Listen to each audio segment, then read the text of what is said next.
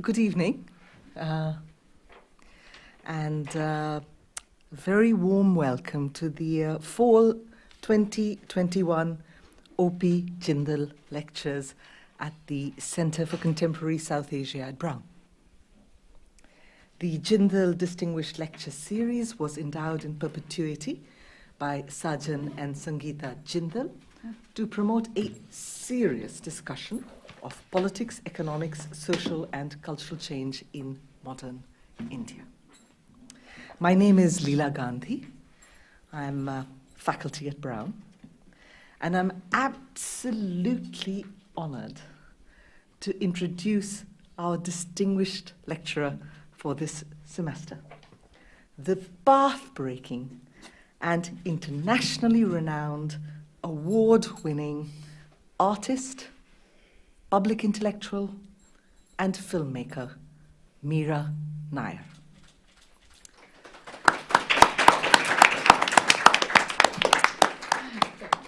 I'll introduce our other distinguished discussants later in the evening in order of appearance. Mira Nair was raised in Orissa, India, and partially educated at the iconic Miranda House College in Delhi University before transferring on full scholarship to Harvard University to become a visual and environmental studies concentrator. Since then, Nair's impressive filmography includes classic documentary and feature films such as Salaam Bombay, Mississippi Masala, Kama Sutra, Monsoon Wedding, Vanity Fair, Hysterical Blindness, The Namesake, Amelia, The Reluctant Fundamentalist, Queen of Katwe, and most recently, the long-awaited BBC TV series, A Suitable Boy, based on the novel by Vikram Seth. Mira Nair is recipient of countless prestigious awards, the Camera d'Or at the Cannes Film Festival, the Jury Prize, Most Popular Film, and Prize of the Ecumenical Jury at the Montreal World Film Festival, the Golden Osella and Golden Lion Awards at the Venice Film Festival, and a Woodstock Honorary Maverick Award in 2004, to name but a few. She has no less prestigious nominations, including for the Academy, Golden Globe, Filmfare, and BAFTA Awards.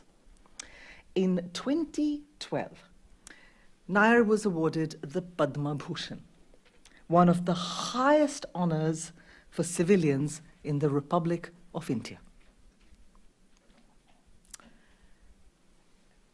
Mira Nair serves as faculty at Columbia University and combines this work with activism and engaged thought across multiple geographies. She pioneered the annual Filmmakers Laboratory, Maisha Film Lab in Kampala, Uganda, for training young directors in East Africa. From the profits of Salaam Bombay, she created the Salaam Balak Trust, which works with street children in India.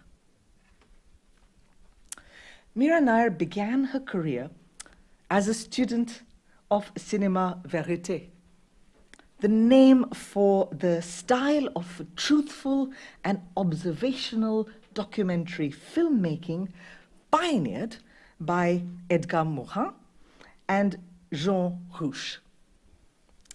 Her work has since been celebrated for its uncompromising realism, e.g., commitments to filming on location, the slums of Bombay and Uganda, the use of local languages in music, and unflinching socio-political commentary. But Nair's oeuvre is observational in another sense as well, clarified in the well-known Heisenberg effect. Allow me to paraphrase with some substantial poetic license. Any assiduous and principled act of direct observation alters the phenomena under investigation. It is this work of transformational observation, let's call it, which makes Nair's vision uniquely world-building. In every detail of her extraordinary output, she generates livable futures where least one might expect, for impoverished children the world over, for victims of sexual and domestic abuse, and the many casualties of racial injustices.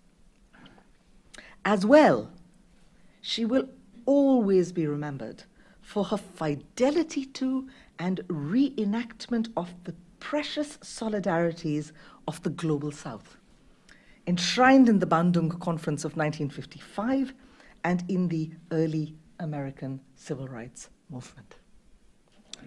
Mira Nair will address us today on the topic, on being brown before it was fashionable, reflections on a cross-cultural journey.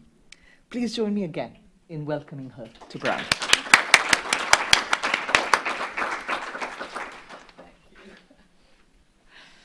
Thank you so much, Professor Gandhi, and the pun is fully intended in the title.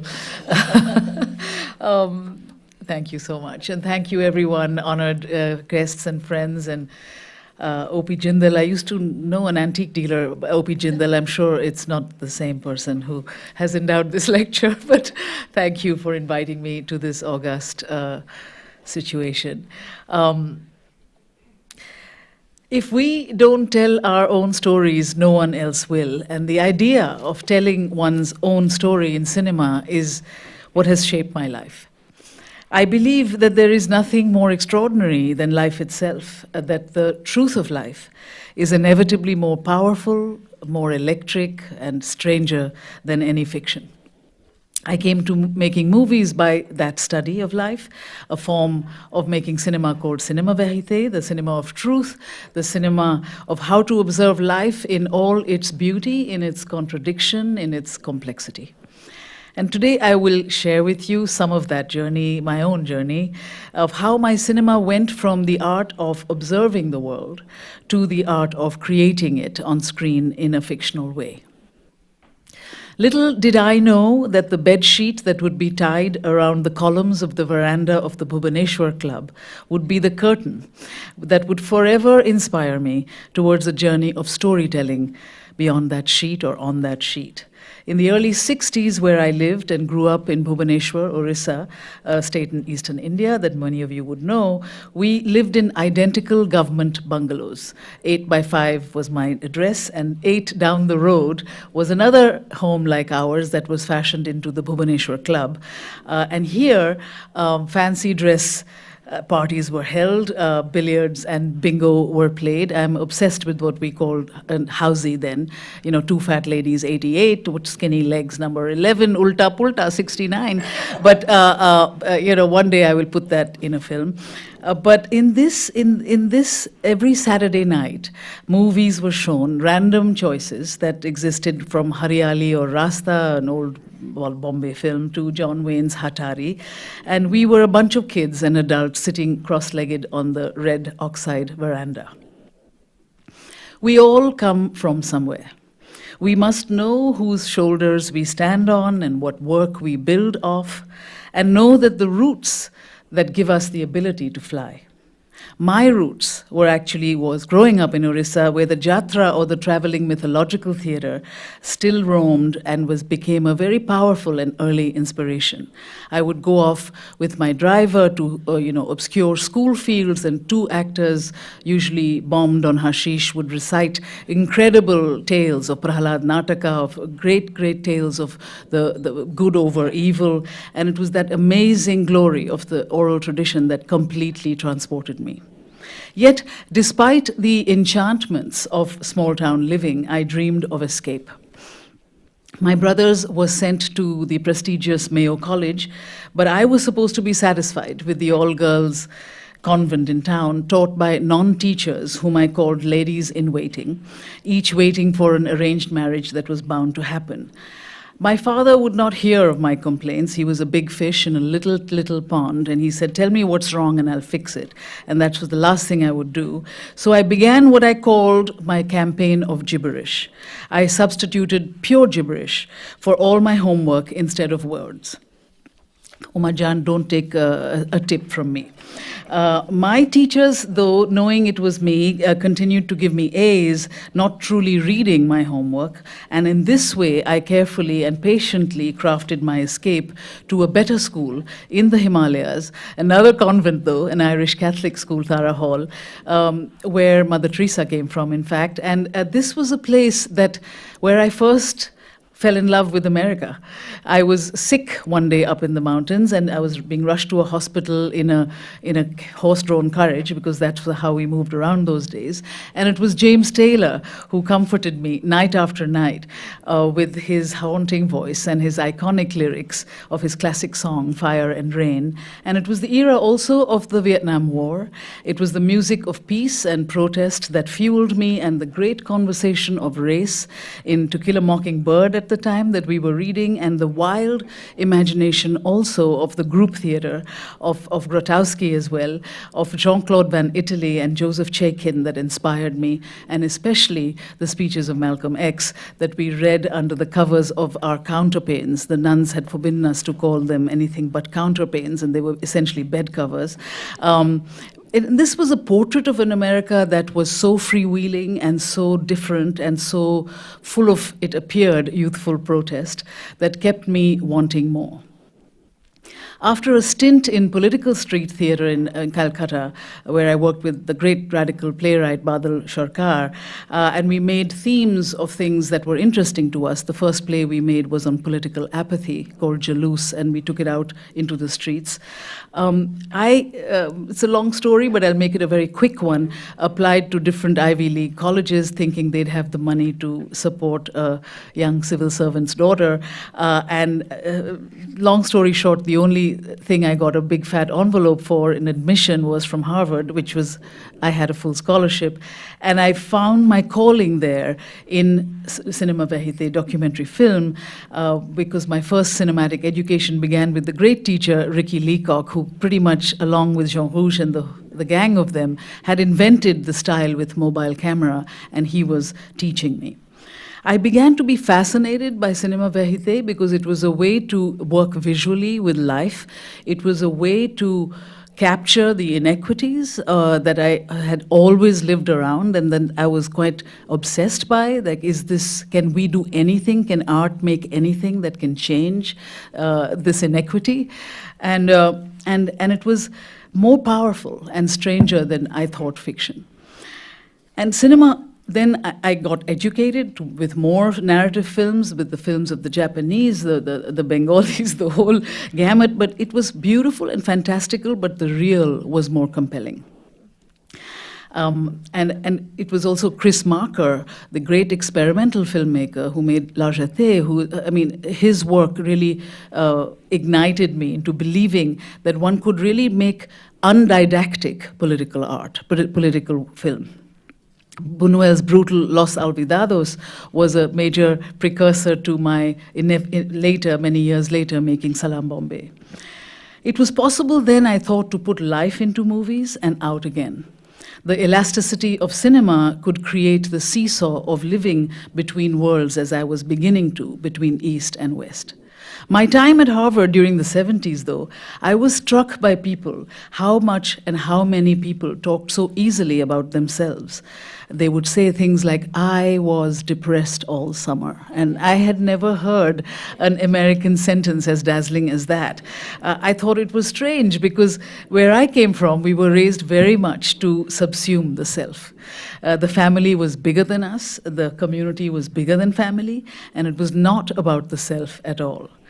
But the academic freedom at Harvard gave me power and some strength, and what I called the foolish confidence of the Ivy League. I see it everywhere in Brown as well, that everything possibly is possible. So I felt that it was possible to graduate from college at the age of 21, to write a script, to raise money, to make my own film. Everybody I lived around had 3 jobs. We were waitresses at night, we were gallerists during the day, and then we would write proposals.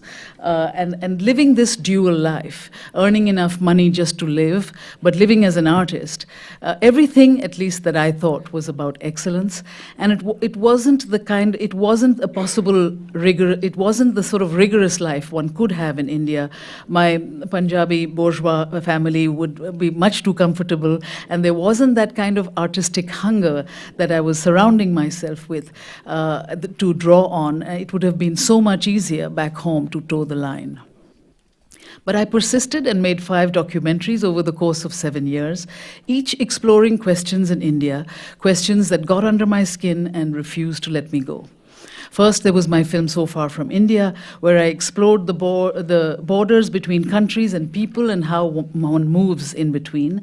And then there was India Cabaret, which I spoke of earlier today, where I questioned the line dividing good women from so-called bad women, and the archetypes of saint and whore and mother that we are given or made to play.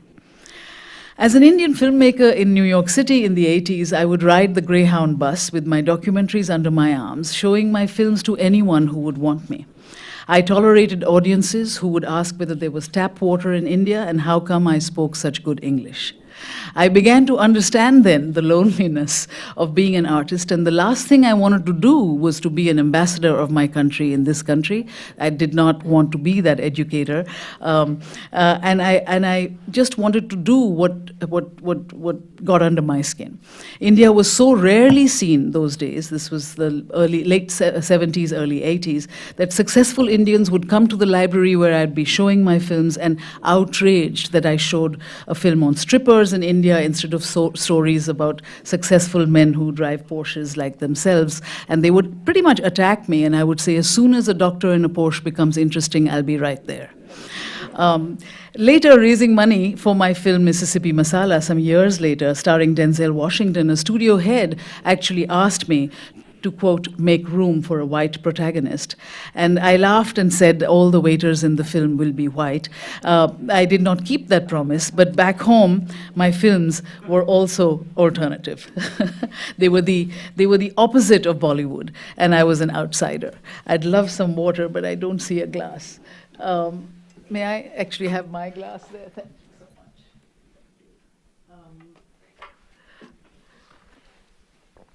Back home, my films were alternative. My own family didn't see my documentaries. And the documentaries were barely seen. They were on television, but that appeared to be like a void to me. So I wanted to have more control. I wanted to have a larger audience. I wanted to have the control I did not have in making cinema verite, which is the control over the story, over the light, over the gesture, over the storytelling. And my experience in making my first feature film, Salaam Bombay, was an amalgamation of these paths that I had traveled. I drew upon my time creating political theater, my roots in documentary, amalgamating my learned skills in cinema verite, adjusting them to create a hybrid form, to make a story with real people, yet a constructed and sculpted narrative, sometimes with known actors and most times with people who had never faced the camera before. We paid for Salaam Bombay with every scam in the book, and we can have a sidebar on scams after this. Every night I would raise money for the next day of shooting, essentially. Casting street children in Bombay, my writer Sunita Rapurwala and I worked intimately with a gang of rag pickers for months. We brought in a workshop of 129 street kids. We whittled them down to 29 kids. All those kids are in the movie, and we worked with them for 6 to 8 weeks in a wonderful dialogue of them educating us about their lives and us bringing yoga, dance, improvisation, and debate to the field so that we could constantly bring finally the screenplay of the movie, which had emanated from their lives anyway, back into them for them to tell us what is real, what is not, what is authentic. And they would say, Didi, ye sab humko nahi bolne ka. They would not know how to say certain lines that we had concocted, so we were humbled constantly by that dialogue between us, which is pretty much how I have made several films ever since. There was no model before Salaam Bombay, which allowed me to even imagine that I could have success for such a film, a totally brown film, with the audiences in America or elsewhere. And even in India, those were the years before the multiplexes. Those were the years of 1,500-seat huge cinemas where really only multi-star blockbusters prevailed. So there was no place in my thought that we could go. Spike Lee and I are good friends, and we used to share the same editing room in New York City to save money. You pay for 24 hours. He would work for 12, and I would work for 12. And he was finishing She's Gotta Have It, which became a big success. But I never thought an Indian film made in Hindi about kids in Bombay could go down any route like that. There's a simple line in the Bhagavad Gita, beware the fruits of action. Don't tangle with the rewards of your action before you fully bear the fruit of that action. Action, in my thought, sometimes is often contaminated by ambition. And I went into Salaam Bombay with ambition on the side. I went with a simple attitude to tell the story of the children, to raise the money for it by hook or crook, and to make it to the best of an artistic and political ability, like it is the first and the last day on this earth. Salaam Bombay was a bit of a fairy tale after the brutal act of making it. It won the Camera d'Or in Cannes, it won lots of things, and we went right up to the Academy Awards. But what was really astonishing and amazing for me is that it was the first Indian film really to be commercially sold and seen theatrically across the world in every single country. And the aftermath of that film gave me the energy to believe that we could make a difference in the inequities of the world. With the proceeds of Salaam Bombay, we created Salaam Balak Trust. Balak, of course, means child. And now it is 33 years old, and it serves more than 5,000 street children every year. So with the Oscar nomination, I had some attention, a lot of agents, lots of offers to make stories of children of every hue. And there's some part of me that has some good sense, and I turned it all down because I had an idea about making a film about being brown between black and white. What I thought of as the hierarchy of color. When I first came here for university, I noticed the levels of difference between black people and Indians and other people of color, the invisible lines and yet the accessibility that I shared between all of them. Growing up in India, it is so deeply apparent, the consciousness we have of degrees of color, of fair being lovely, of dark being not so lovely, and of color within our own communities. And coming from that, witnessing it in an American context, the racism really in us, in our own communities, in this context, I was deeply intrigued to try and explore it in a fictional way. The Asian expulsion by Idi Amin provided the hook to this story. In 1972, Idi Amin expelled all Asians from Uganda, several generations at once. These were Indians who thought of Africa as home, but created an India there, leading a life very separate from the local African society. Now they had been turned upon by Africans and asked to leave. What happens to them then? What is home for them? It seemed to me that this was one point in history where this kind of tension between black and brown races had crystallized. I also read of these same Ugandan Indian exiles who came to dirt-poor Mississippi and bought motels there, especially there in the Deep South. Again, it was intriguing to me that this was where they would end up owning them, given the history of segregation in the South. So once again, just as in Uganda, Indians were in the middle of black and white. So I put the two realities together. What would happen if one person from the Indian community crossed the border of color into another, the black one? The story of Mississippi Masala is an interracial love story which, when discovered, explodes. And the love story brings back memories of the Exodus from Uganda. I brought this idea to my old friend and my close friend, Suni Tarapurwala, who had written the screenplay for Salaam Bombay. She made it really come alive. It's an irreverent kind of a comedy about exile and race. Our characters speak in a way that would be virtually unsayable in today's hold of political correctness. It's a mischievous film. While it holds a mirror to all sorts of racism within our communities, we manage to pack in, I think, a lot of fun amidst the searing truths. When I think about the South, it is on the surface a very cordial coexistence. The Indians kept a professional distance between the whites and the blacks. The black people often called them brother, and it was reciprocated to some extent, but the lines were clearly drawn. I once met an Indian man who told me, "Oh, we are just white people who stayed in the sun too long." But there was no sense of real alignment with one or the other. The Indians learned to play the game. And the motel culture so easily lent itself to an Indian ethos, the family, working, living, earning together, and a self-sufficient universe, but hilarious, because this traditional Indian universe was butted against local trysts, prostitutes, all kinds of action. The situation was unique, hybrid, and therefore the title of Masala. There were two challenges. One was to make the black universe in the film as complicated and real as I know the Indian one to be.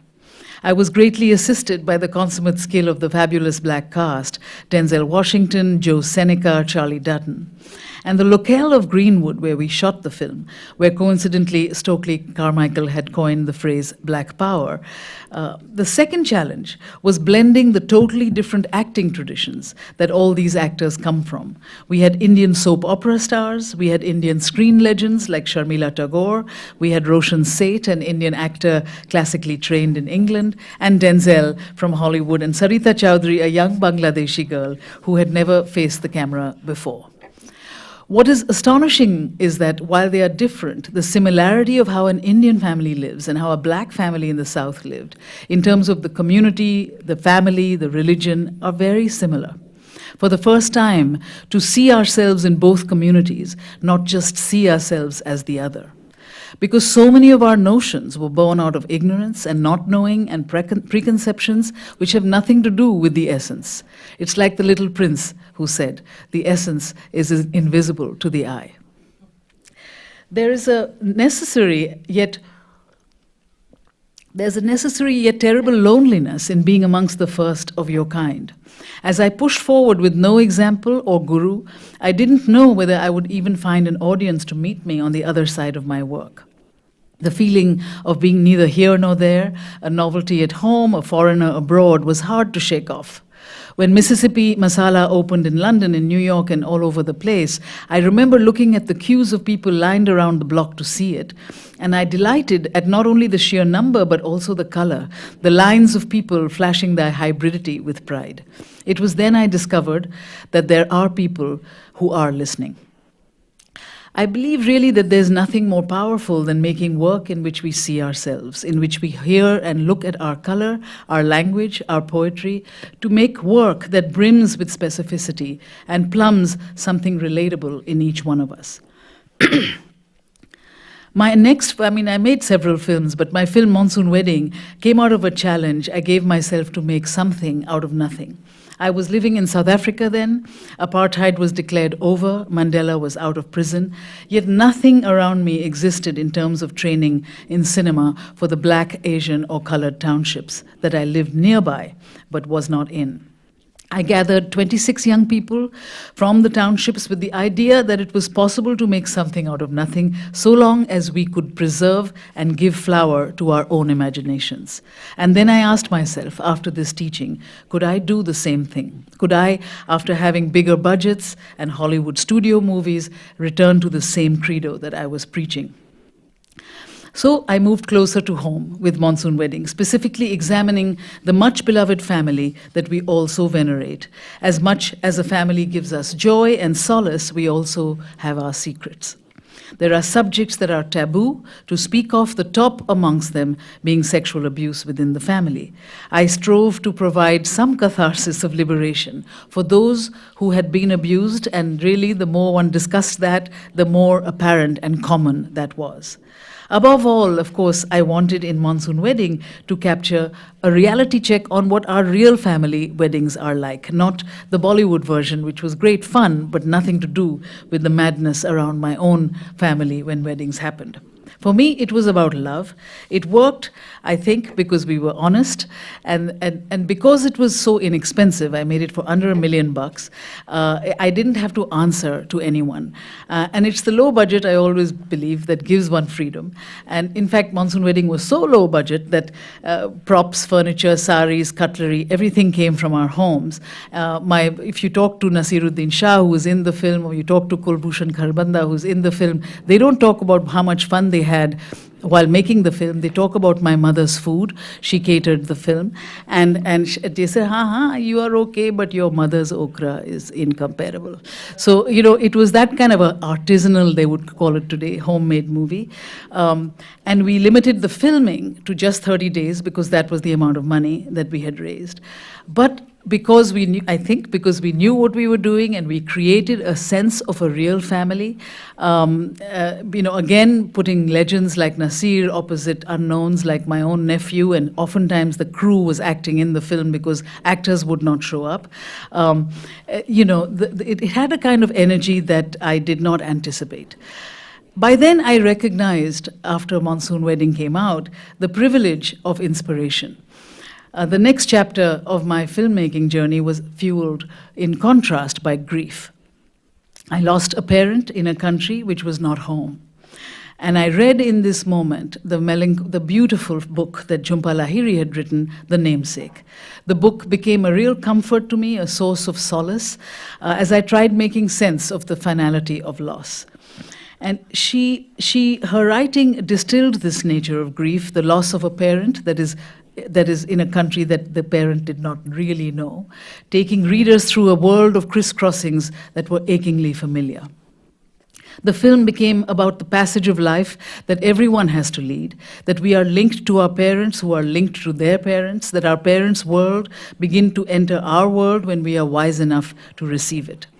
Unbeknownst to me, a young man who grew up in New Jersey and saw the Indian word masala on the marquees of theaters in his hometown, New Jersey, realized that he too could be an actor.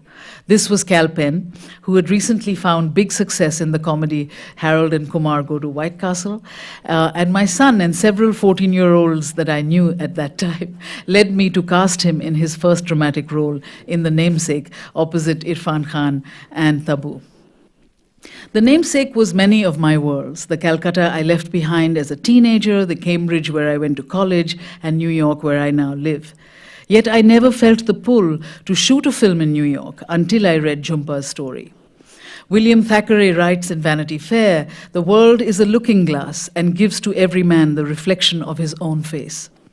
New York was my looking glass, and in making The Namesake, I could show the world the ease and confidence of the new South Asian cool in the city, how the Desi demi-monde really lived here, a New York that had not yet made its way to screen.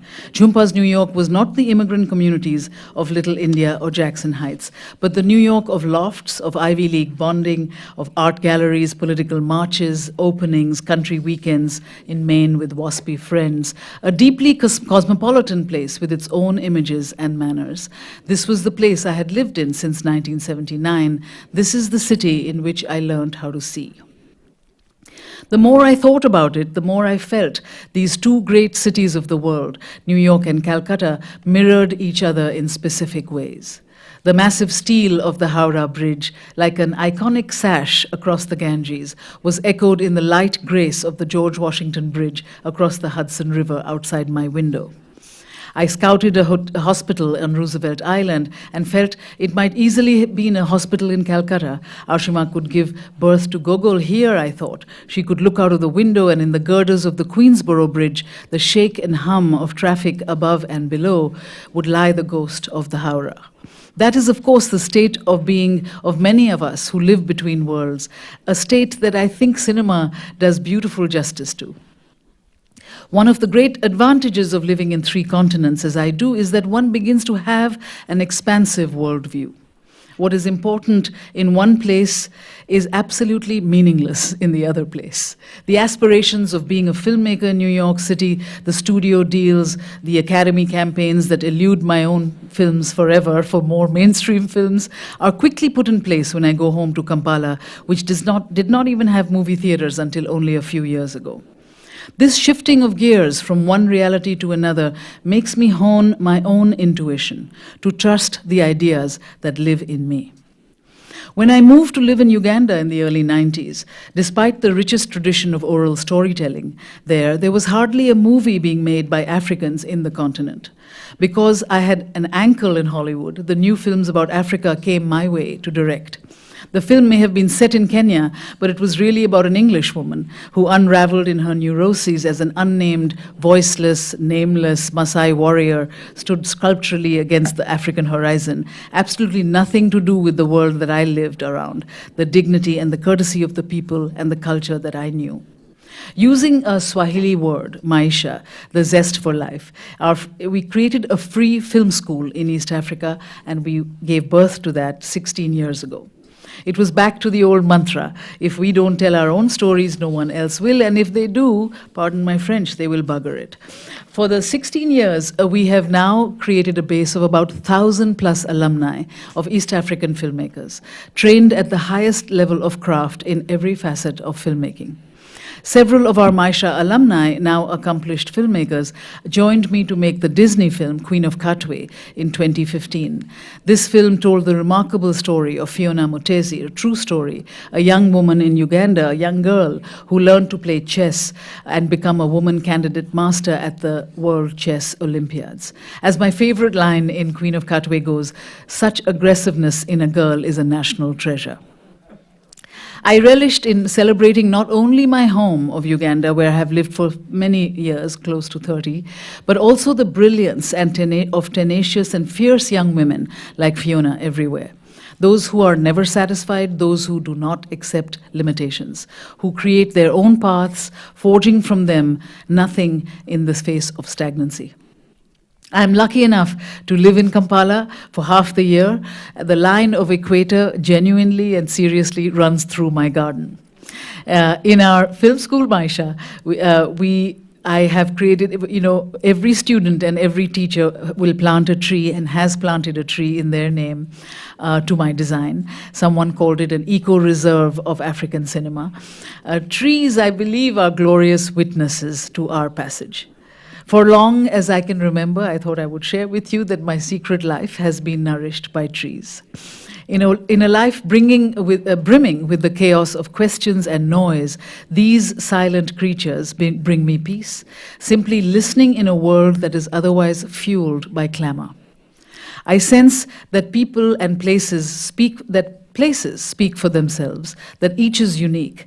Like my landscape guru, Roberto Burle Marx from Brazil, I try to learn on how to capture the spirit of a place, discover the dominant lines of its topography, the mysterious undercurrents of light and sun, and I defer to them to create the garden, much like a composer, in harmony with the landscape. I practice guerrilla planting or guerrilla planting in Kampala. I put trees in the soil anywhere I can, in slums, on public roads, in cemeteries, on dirt-ridden paths. Like another teacher who taught me how to see, the great French photographer Cartier-Bresson, I share a passion for geometry and the joy of being surprised by a beautiful organization of forms. It is in this way that the subject or the landscape takes on all of its scope and significance. To keep ourselves alive in our world, it is essential to stand in the unknown, to embrace the monsoon of uncertainty. In order to make anything happen, and then happen again, I try to cultivate stamina. I try to keep the heart of a poet alive in me, but goddess knows I have to maintain the skin of an elephant. Do we have the courage to write our own story, or will we watch as they write it for us? So the struggle continues, and I tell myself as I embark recently on another lonely road, trying to convince the market to finance my new film on Amrita Shergill, the unsung pioneering painter from 100 years ago, the mother and father of Frida Kahlo from our part of the world, that I'm not supposed to follow this market. I'm not supposed to follow it. I'm supposed to push the market, because there is no market for an all-black film about a young girl who plays chess. You don't make that film if you're following the market. You make that film, you hope the market will catch up. Queen of Katwe, by the way, led to the Queen's Gambit, that then chess was in the mainstream news. But even then, in the mainstream news, I was very happy to see that Garry Kasparov, the great chess champion, was quoted as saying that the best chess movie ever made was Queen of Katwe. But, so there is still no market right now. I was rejected early this morning from a big studio. There is no market right now for a story about a half Hungarian, half Punjabi woman pioneering painter, Amrita.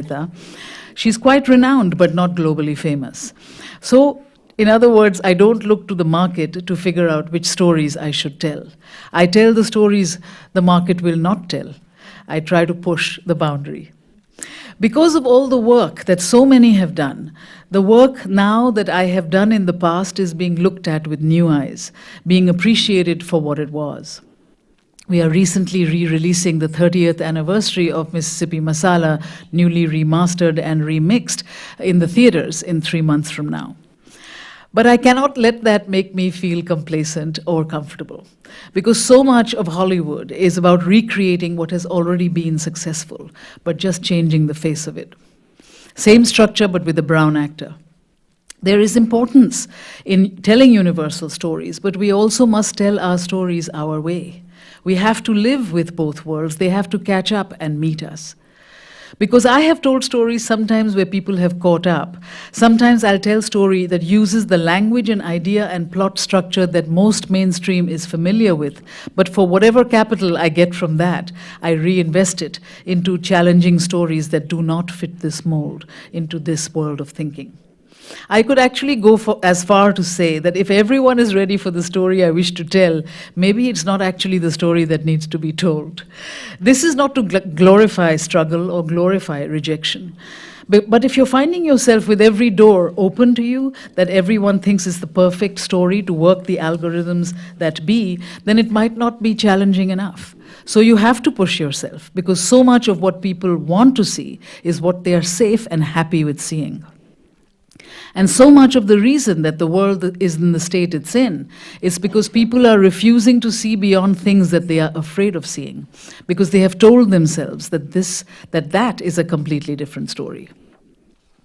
We need to challenge the idea that brown being fashionable now, that's only a certain kind of brown that fits into the existing structure. So people say representation matters. Oh, so now we have a Desi FBI agent who's investigating terrorists. But for me, that is so transparent and not enough.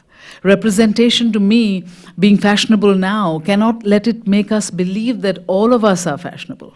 The entirety of me is not fashionable. Right now, what may be in vogue is the surface of us. We have to make sure that we don't leave the depth behind when we are telling that story. That it's not just the same story, but her name happens to be Meena or his Rakesh. Now Meena gets the guy, and perhaps he's just a few shades darker than he was 20 years ago. But to challenge ourselves to ask who of the brown is fashionable now. Is it the palatable brown? Why can it not be the Dalit brown or the queer brown? They called me Pugly, that's my nickname, mad girl, when I was growing up. And there is little anyone can learn from a mad girl. But I do know that in the creative world, borders by necessity need to be fluid and porous. More than ever today, I think it is time for us to tell stories in which people can see themselves, and not just some people, but all people. Not just some places, but everywhere. Because it takes courage, really, to be original. Especially for those who have been told for the past few centuries that the West is the mirror in which they can see their future. It has always been time for our stories, but now is the time we will make them our way. Thank you. Thank you so much. I'm going to sit down.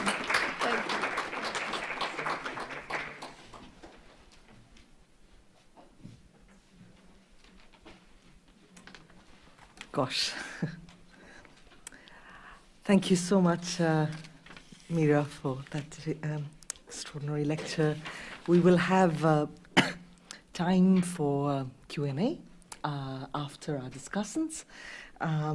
So it's my great pleasure to introduce our first discussant, Karan Mahajan is a novelist, essayist, and critic.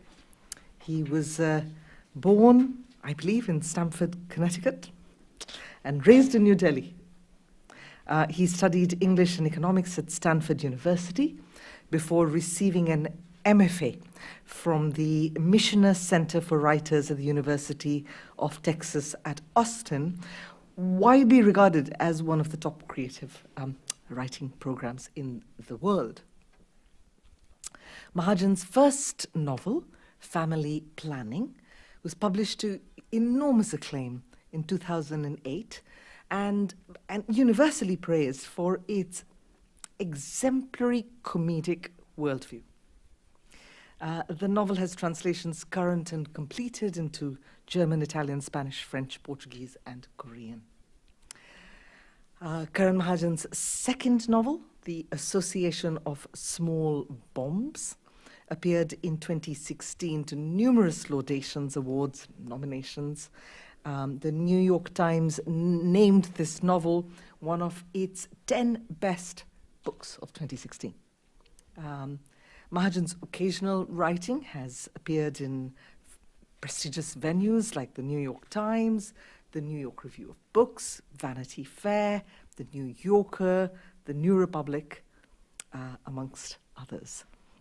He is, I'm proud and delighted to say, assistant professor in literary arts at Brown University. Karan.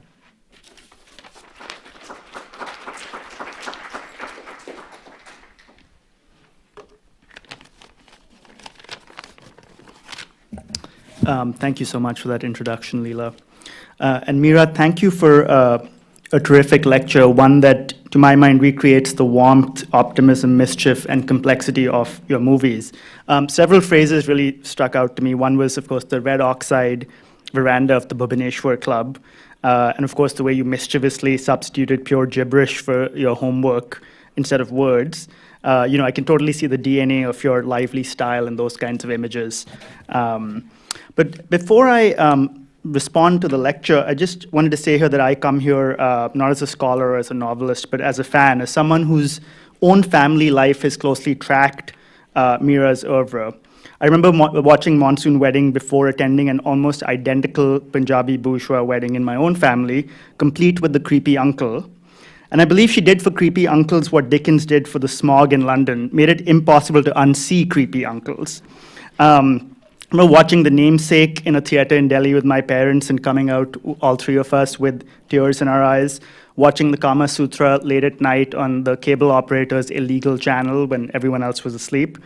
And I also want to tell you about the first and only time really I've met Mira before this, to give you a sense of what she's like as a person. This was a few years ago at a densely packed party in the Manhattan home of an Italian filmmaker and writer. I have no idea what I was doing there, but someone introduced me to Mira, and I was gushing to her in a fanboyish way. But it was also very hot and airless at this party, and I'd had a bit too much to drink. I had a stomach infection, and in the middle of a sentence, I said, "Mira, look, I'm so sorry, but I think I'm going to faint." So I made a beeline for the bar to get some water, and Mira very kindly started following me to see how she could help. And as it happened, I fainted on top of the great Mira Nair. So into her arms. So I literally fainted the first time I met Mira, is the moral of the story. Luckily, Mira survived. I survived too. And the next thing I knew, I had been transported to this bedroom in the back of this house, and I was lying on a plateau of winter jackets. And Mira was sitting with me and just holding my hand and talked to me for the next 30 or 40 minutes instead of going back to the party. She answered all my questions. Well, she asked me a lot about myself, but then she also answered all my questions about filmmaking, how she's handled a long-distance relationship over 3 continents, how one makes films when one is divided between so many places. And she would also point out all the celebrities who would come in and out to pick up jackets. At one point, there was this sweet old lady with white hair who asked what was going on, and when she left, Mira said, "Oh, do you know who that was?" And I said, "No, I have no idea." She said, "That's Erica Jong, of the Zipless Fuck." And after all that was over, Mira actually very kindly dropped me home. So this is just an example to give you a sense of Mira's natural warmth, generosity, and interest in people. I was by far the least famous person there. And also her ability to create pauses of profundity in the middle of raucous celebrations. Her movies, for me, enact this movement, if you think of Monsoon Wedding or Mississippi Masala, between the oppressive pleasure of community and the necessity of self-discovery and self-expression, but without stating outright that either pole is bad or good. Rewatching Mississippi Masala the other day, I was struck by how she can capture joy in all the communities she portrays: Southern, Blacks, transplanted Indians, Ugandans in Kampala. This is far harder, I think, in literature and in film than one realizes. It requires a kind of expansive vision and omniscience. It is easy, I think, to take phrases like exile, interracial strife, and expulsion and craft a grim narrative from them. Grimness, brown grimness in particular, has always been in fashion. But to show these worlds as co-equal spaces, rotating on the axes of their own traditions, and occasionally grating against each other and throwing off sparks, requires a certain kind of originality, which I believe is Mira Nair's genius. And this is where I want to segue now into the subject of today's lecture, on being brown before it was fashionable. The lecture really presents to us a picture of a woman full of unworldly energy, carefully observing where she is. If she's in New York City, she asks herself, well, how did this Gujarati newspaper vendor on the 116th Street station get there? What does his life in India look like? How do the two worlds coexist in his head? When she's in Bombay, she inquires, what are the lives of the street children like? And back in America, she wonders, how did so many Ugandan Indians end up in Mississippi? What impresses me is how boldly, from the beginning, for a woman who grew up in India, Mira was able to shrug off labels that might have been imposed on her by others and also by herself. As a writer myself who has come from India, it can be a struggle to stop thinking of myself as just a person who writes about India and to actually look directly at the place I'm in to see how I'm implicated by the world I inhabit, whether that's in the US or in Africa or elsewhere in South Asia. Mira, it seems to me, instinctively understood that the movement of people around the world, of which she herself was a part, was a big subject, even if others didn't recognize it as such. And in this, she resembles two other great artists of transplantation, Salman Rushdie, who was here the other day, and also V.S. Naipaul. But seeing a subject and finding a form are two very different things. And there's a modesty, I think, in Mira's lecture about her mastery of the craft of storytelling. Again, I'll speak about this from the perspective of a novelist. One of the great difficulties of writing about Indians in the US is that there isn't the same charged colonial relationship between Indian and US history as there is, for example, between British and Indian history. And so it's no real surprise that there's a fuller body of literature about Indians in Britain than there is about Indians in America. Mira, in a movie like Mississippi Masala, found a way to demonstrate that the intersection between Indians and Blacks in the US wasn't happening in an all-American racial vacuum, that it might actually have a historical analog or a distorted reflection in, say, the interactions of Indians and Black Africans on the African mainland. Nor is the displacement of Indians in that movie unique. The movie is full of Indians who have never been to India and Africans or African Americans who have never been to Africa. So what could be a weightless story of an immigrant finding love in the US becomes a vessel for many clanging, colliding novel histories. There is, of course, also the sheer boldness of the subject matter, which Mira spoke about.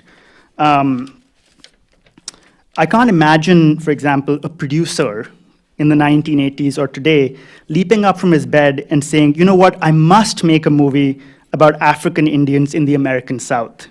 In fact, as a character says in the movie, how come they got Indians in Africa? I would wager that despite all the talk today in the US about brownness and blackness, most educated Americans, for example, don't know about these particular stripes of brownness. So some of what she's done with her films is to achieve what Saul Bellow says a story should do, which is to open the universe a little bit. She has talked in her lecture today about the necessity, yet terrible loneliness, of being one of the first to attempt such stories, of creating the ground she stands upon.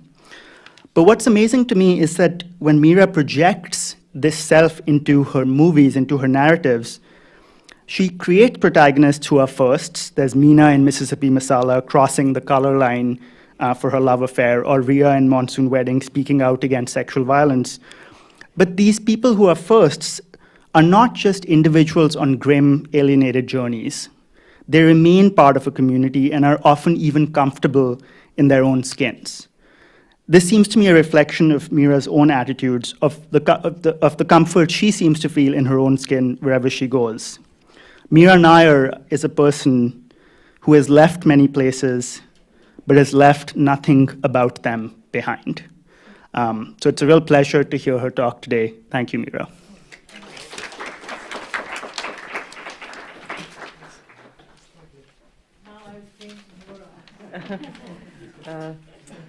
Thank you, Karan. That was absolutely lovely.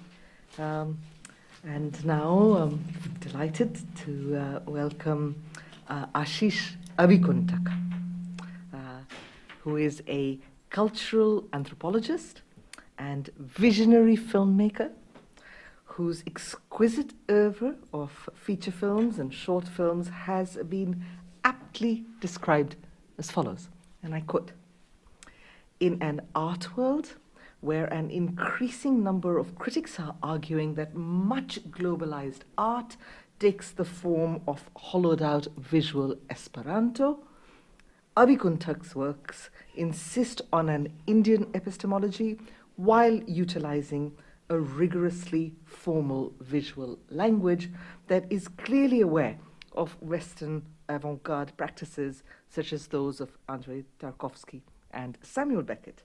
These are self-consciously difficult works that are filmed in a self-consciously beautiful way," unquote. Abhikuntaka's films have shown across the world in locations such as Tate Modern, London, the Georges Pompidou Center in Paris, the Taipei Biennale, the Shanghai Biennale, the Pacific Film Archive in Berkeley, along with London, Locarno, Rotterdam, and Berlin film festivals. Retrospectives of his works have screened in Berlin, in Croatia, in Athens, in this country, in India, and in 2011, he was shortlisted for the Skoda Prize for Indian Contemporary Art. In 2014, he was named Future Greats by Art Review. Abhikuntaka is also a critic with scholarly publications in leading journals, venues, such as Contributions to Indian Sociology, Indian Economic and Social History Review, Journal of Material Culture, Journal of Social Archaeology, and The Moving Image. He has a PhD in Cultural and Social Anthropology from Stanford University and has taught at Yale. He is Associate Professor in Film and Media at the Harrington School of Communication at the University of Rhode Island. I'm delighted to welcome him to this forum.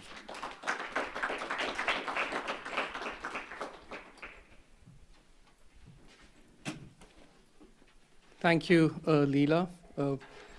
It's such a pleasure to speak about Mira here. I've known Mira for a few years, and what I'm going to read out is not a response directly to this lecture, but to what I imagine Mira's body of work to be. This is a kind of a very personal reflection as a cinephile, which is what I'm going to read.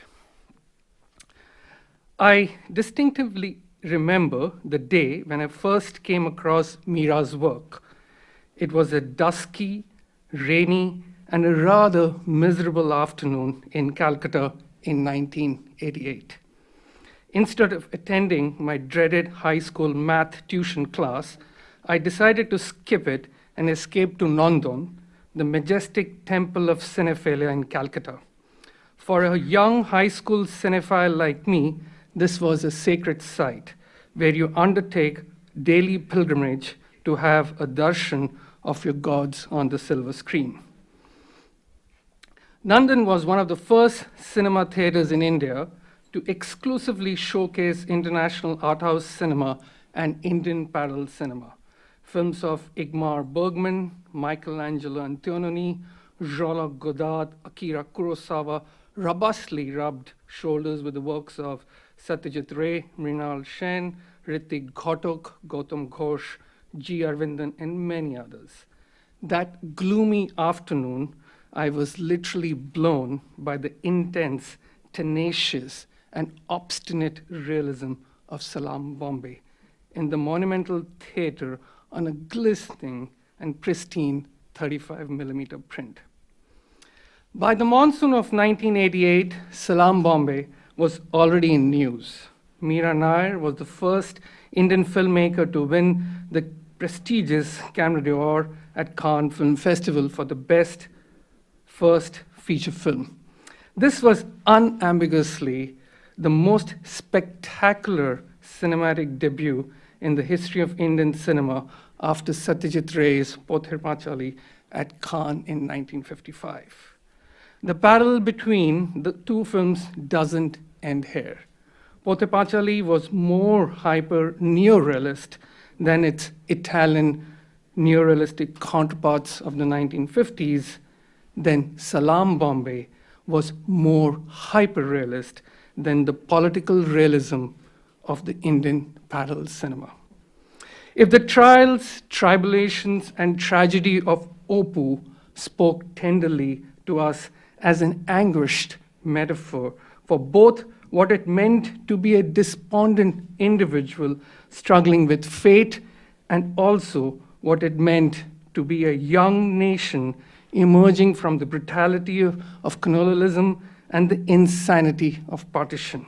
Then Salaam Bombay, with its relentless, gritty, realistic, and overwhelming savage depiction of Bombay's street life, spoke sharply to us through the precarity of street children, prostitute, destitutes of what India had become after more than 40 years of independence.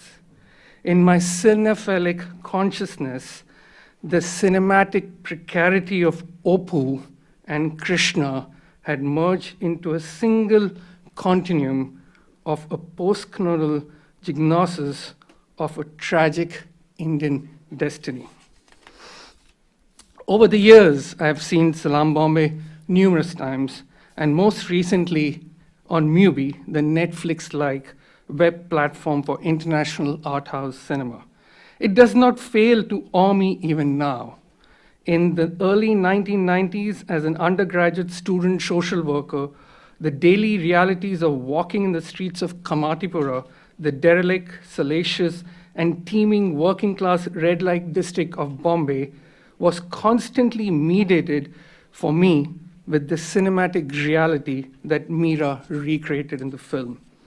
Every street corner of Falkland Road, Grant Road, Bhindi Mazar, Mazgaon, locations where the films were shot, reminded me of the astute accuracy of Salaam Bombay.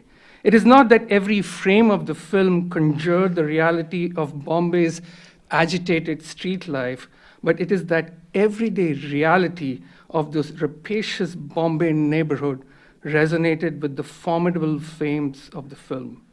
The impact of Salaam Bombay was penetratingly ontological for me. Punjabi weddings, Punjabi culture has been a staple for Bollywood even before it was deified with the sardonic nomenclature. Popular Hindi cinema from the days of Punjabi stalwarts like Raj Kapoor, Dev Anand, Dilip Kumar were obsessed with the festive opulence of Punjabi weddings, which touch obscenely grotesque heights in films made by the Chopras and the Johars of Bollywood at the cusp of the 21st century. This was a meta-cinematic tripology of Hindi cinema that I never thought would ever be breached or dislodged, till I saw Monsoon Wedding one night in a multiplex theater populated by South Asian diaspora in Fremont, California in 2001.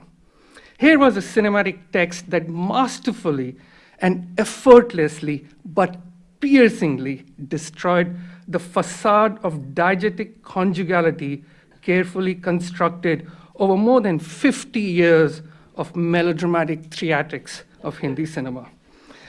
As a Punjabi from Calcutta who cautiously avoided and bitterly hated family weddings in the Punjabi heartland of Delhi, where most of my extended family had relocated after partition, Monsoon Wedding powerfully spoke to me in ways that were overwhelmingly closer to my subjectivity.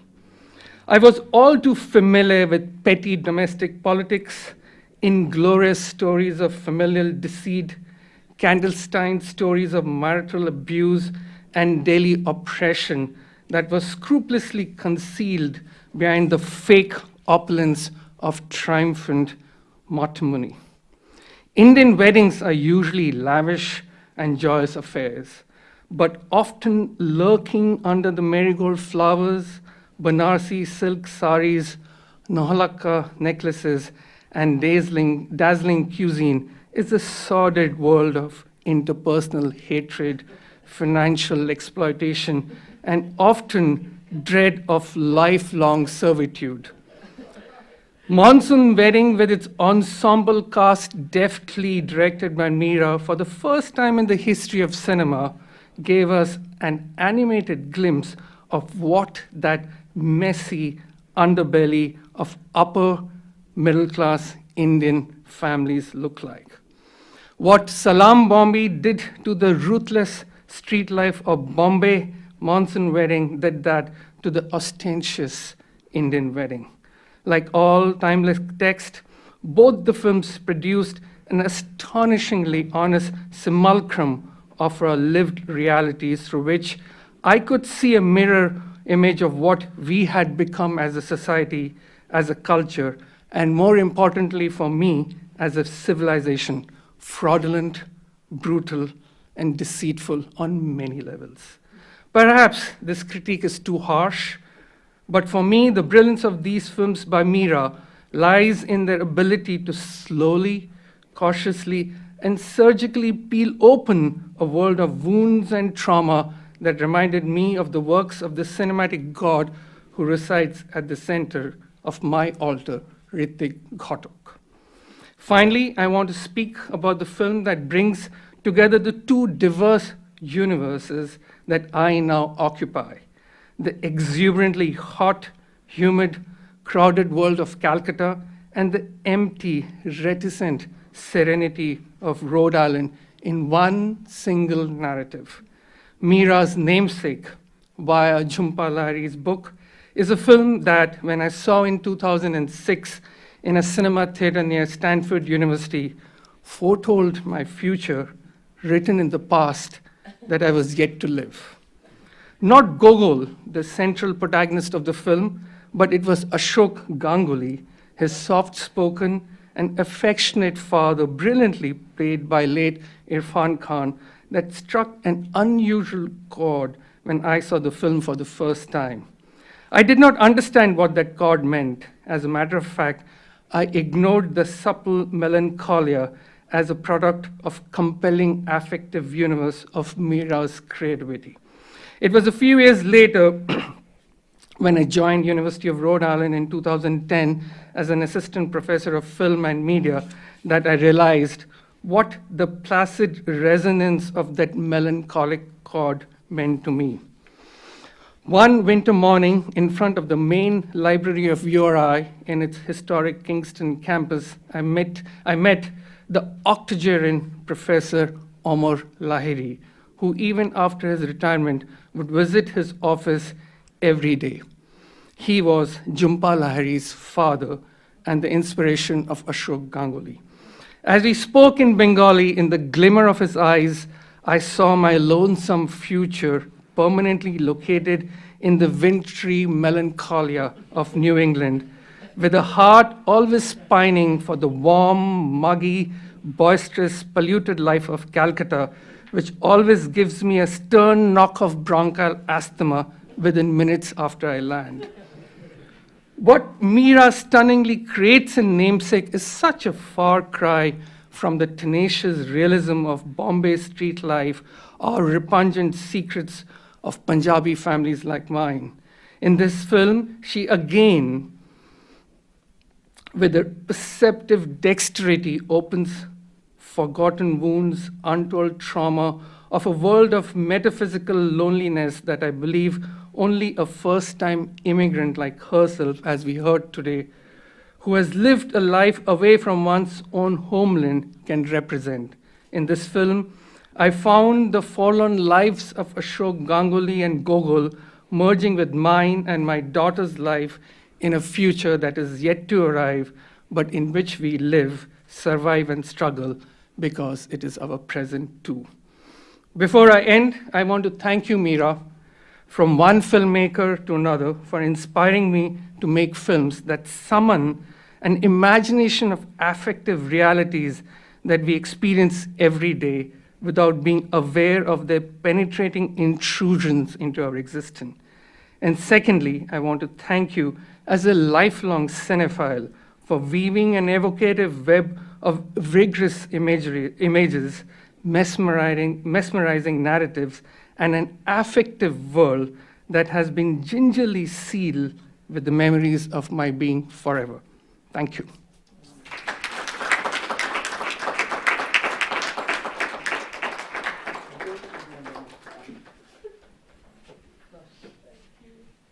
Well, after that absolutely exquisite hour and some, I'm very glad to open the floor to questions, to reflections, to encomia.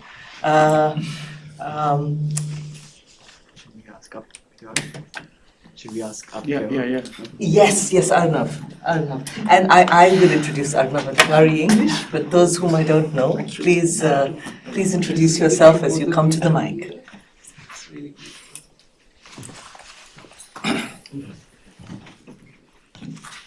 Thank you so much for your lecture.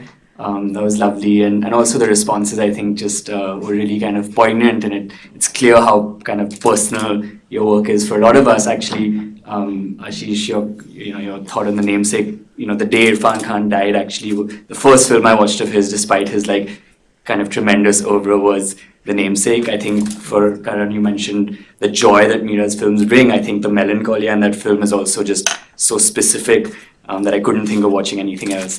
But actually, my question for you is related to something you mentioned earlier on in your life in terms of your interest in Grotowski and the kind of group theatre. We've talked a lot. You mentioned the kind of energy of the crew in Monsoon Wedding, for example. You talked about the combination of actors and non-actors, which of course was a hallmark of a lot of cinema verite as well. And there's also the theatrical nature of your work in a lot of different ways, in the kinds of ways that it's set up. So I wanted to ask you about how kind of theatre interacts with your work, and specifically, you're known for your work with ensembles as well. I would say, you didn't mention A Suitable Boy in detail, but I think a lot of that is about the ensemble. So I just want to talk about the interactions between group theatre and the ensemble in your work. Thank you. I come, resolutely from the theatre. I should have said that more, perhaps, but I thought that was what I was going to do, is just the theatre. And it's funny, I meant to also tell you that I spent the last 12 years making Monsoon Wedding a big musical that is going to open, it was going to open in 2020, but the pandemic hit, but now it's opening in 2023 in New York. So it makes, I feel at home in the theatre, in fact.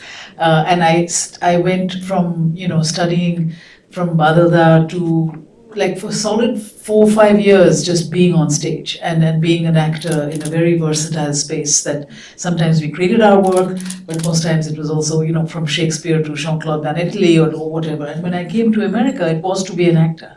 But in Harvard at the time, there was no credit for theater, so I used to study at La Mama, not study, work in an experimental theater where in fact I met the group theater and I met Judith Malina, I met Julian Beck, and I worked with Joseph Chaikin, and I worked with later, not worked with, but observed and hung with Peter Brook, as well as Elizabeth Swados, who was making The Runaways at the time, which then became in many ways like almost a seed that allowed me many years later to make Salaam Bombay in that same way that she had originally worked. So the ensemble, it's the circus, right? Theater is always that way, but it's so many other skills, but the circus of the ensemble, I think, was planted in me, in retrospect, through the theater. The only thing was that I just would tire of not having any control over how I was seen, what we did. There was no, an actor, you're a tool in the hands of the larger thing, you know. And that used to, I used to chaff with that, you know. I thought I couldn't just be in the mercy of other people's visions, you know. That was what the only conflict was. And later it was because the college didn't credit it, so I had to find another way to study, which became filmmaking. But the theater there is nothing for me that duplicates the theater in the sense of the electricity of the ephemeral. Like what you see, you will never see again. Actually, Broadway kind of tuning is not like that. I've discovered it's very much about perfecting it and being absolutely specific, because it's about the music and the performance and the timing and the light. It's almost like film live, you know. But I love the ephemeral. I love the fact that the electricity of what you see then, you won't see again. And it's in a sense, for me, a deeply yogic act, you know, that idea of what is important now is meaningless in a second from now, in a sense. So I love that, and it takes me there each time. Yes, I did study Grotowski very, very closely in my later teens, like 18, 19, 20. And it was a little terrifying in its austerity, you know. But my best friend, Khalid Tayebji, who we started in the theater together, he went and lived with Grotowski for years, you know. And I used to get whatever I could from him about it, but it was just, the austerity was just like numbing, you know. I couldn't do it. I couldn't do it for myself, I think. I think I did graduate always towards the circus, towards the ensemble. And what Cinema Verite gave me was an ability to use that all together into a form that then became fiction and documentary in a way combined. But it was the theater always from the beginning. And now, coming back, we'll open in November 22, the play, and then we'll come to New York in June 23. It's back on the theater, and it is not a scary universe, but it is a kind of, it's like making films without a secure safety net, you know, because you never know what will happen, and you're really working with everyone in flesh and blood alive right there in front of you, and there's nothing to beat that. Yeah. Thank you. Prerna Singh. This was such a treat, really. Thank you. And thank you, Karan. Ashish, that was beautiful. And I think it really kind of speaks to just how powerful your movies have been for so many of us. And I think how important it has been for you to be telling the stories before it was cool to be brown. And it's not just, you know, it's so much of it. I think of characters, you know, I think of the lame prince in Kama Sutra. Like, I mean, that's even in a movie that, was Khalid. That was my best friend. Khalid. You know, so I think of the lame prince. I think of Ria, the creepy uncle. You know, you think of the kids. It's in you. You know, you think of even like, you know, songs in it, like Chunari Chunari in Monsoon Wedding. My question was, you have worked so deftly with, for me, two kinds of forms. So one is the kind of Mississippi Masala, and you spoke about this in your responses to questions on Monday, is this kind of ethnographic form, right? Like kind of really immersing yourself in Salaam Bombay, the way that you described it in Mississippi Masala, going and living with Sunit Arporwala in Uganda, in Mississippi. And then on the other hand, you have also, and this to me is kind of unusual and perhaps unique, is then you then do these masterful, I wouldn't even call them like adaptations, but just you make them your own, right? Like so Jhumpa Lahiri's and Vikram Seth's. And so, but you do them both kind of bringing a very distinctive visual language and affect. And I'm just wondering, in a way it builds on Aru's question of like, how does theater come in? To me, the question is, how do you do these two very distinct things of really working on the script in an ethnographic way versus having a kind of well-known, and these are well-known novels, like The Namesake and Unsuitable Boy were famous when you took them on. So I'm just wondering if you can talk a little bit about the process and the distinctions in how you do this. And a second question was just about, kind of following on Ashish's, you really kind of lay bare the dark underbelly brutally. I mean, just where India is today, I'm a political scientist by training, and so I just keep thinking, you have kind of reflected so much of India in the world, and so just where we are today, I know it moves all of us, but I'm just wondering, where that is in your imagination and in your vision of kind of the future of your own work. So thank you. Thank you, Prerna. I mean, I guess you were asking in the first question about adaptation and how I enter a novel that I choose to. Firstly, it is when something possesses me completely. With The Namesake, it was, it was like a fever. I felt like I was understood in a way that that melancholy, it's my first experience of the death of a parent. Never had that before, and I couldn't believe it. It was medical malpractice that made my mother-in-law die in my arms. It's just ridiculous, and I'd never gone through that. And it was in that just baffled melancholy that I happened to read The Namesake. I was going to make the ending of Vanity Fair in India, and on the plane, I picked up this book. I had the book with me for 6 months. I'd never opened it, but I did then. And by the time the plane landed in India, the first thing I did was ring up Jhumpa and say, I just have to make this. And we did not know each other. We knew each other a little bit. She'd asked me to do her first novel, and something happened. We couldn't do it, but. And she, gave it to me instantly. With The Namesake, it came from this powerful bolt of living with my father and mother-in-law for 25, 30 years, my whole married life.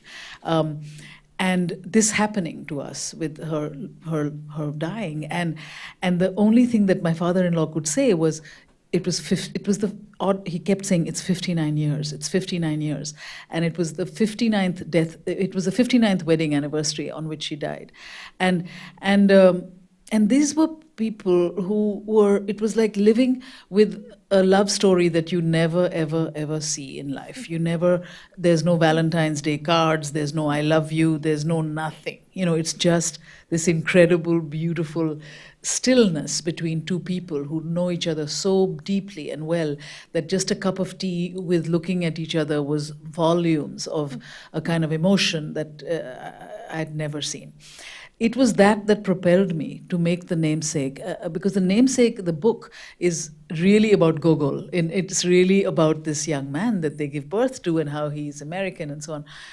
But I came to it with a point of view that was just deeply about the parents, And Gogol was like a third act as opposed to the main act.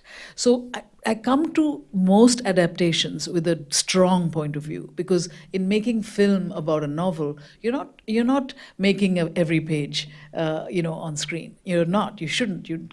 It would not work. But you have to have a point of view.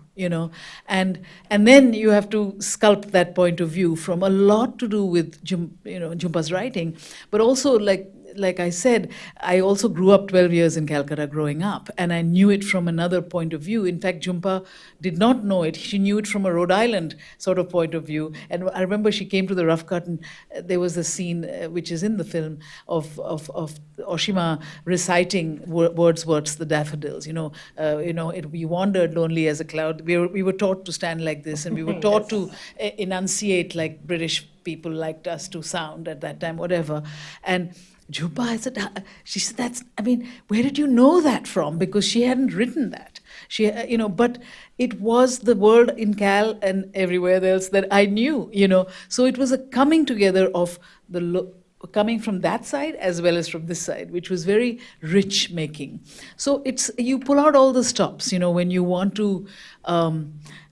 to make something come alive, And so it's not about being faithful always to the text, but it's about being, I think, to find a cinematic equivalent to create the spirit of what the text says, but also what you want to say about that, So, and then I come to it really, that's the beauty and the elasticity of making cinema, is that you can encompass, like in Monsoon Wedding, I used like great contemporary Indian paintings on the walls, like Gaitonde is on the wall, and then Jamini Roy is on the wall, and there's just amazing amount of great art that I love, that I begged and borrowed and brought from other friends and myself, and use it in a framing device that if you see the film, it's, for me, privately, it's a comment on what's going on in the foreground, and I use color like that. So that's the beauty, that's what I get excited about when I make my own films, is that I can use any art, and with the Namesake, it was contemporary photography that completely fueled the way that the Namesake was designed as a series almost of still photographs, as opposed to the freewheeling madness of Monsoon Wedding's camera, which is a fly-on-the-wall camera, rather than the elegiac way of looking at Ashima and Ashok's life.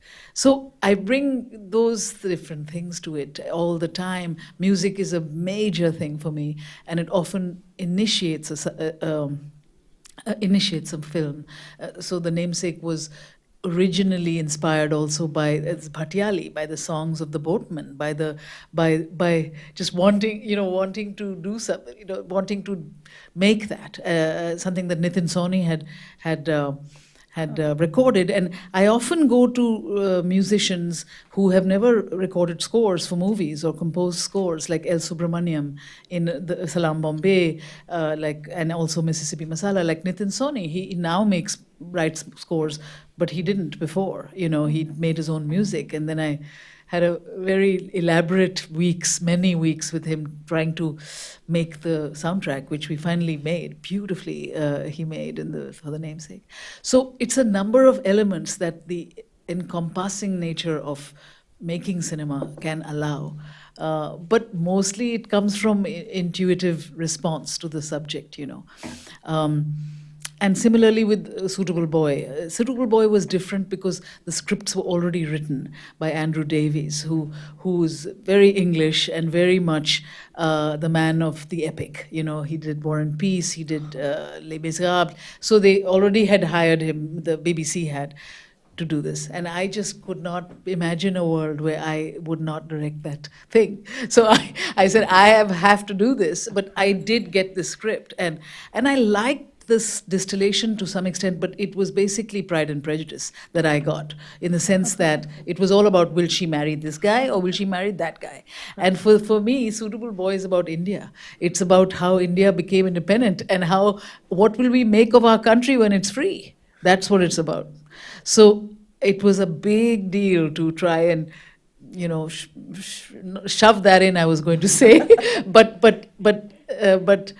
they hadn't even thought of it, and it's all in the novel, So it was a redoing to some extent, not all.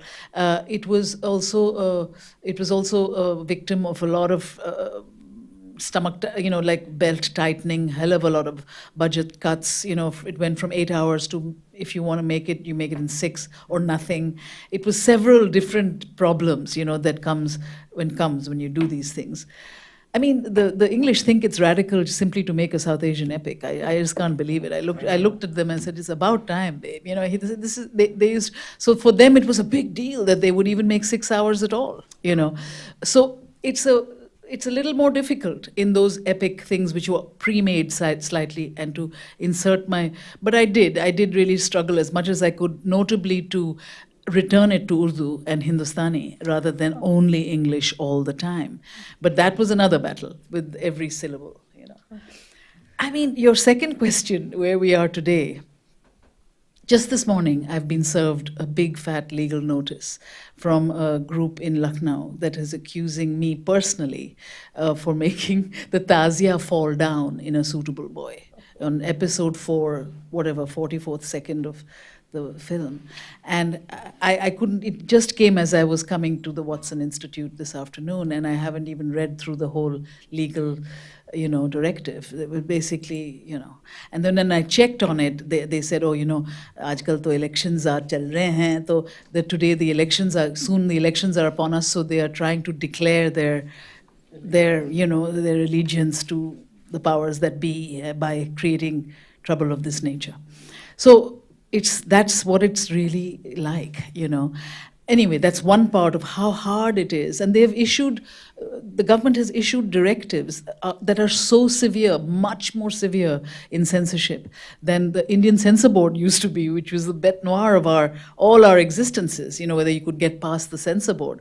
Now, it is pre-written and pre-accepted by the streamers, by different channels. If you want to exist, you sign up, you know.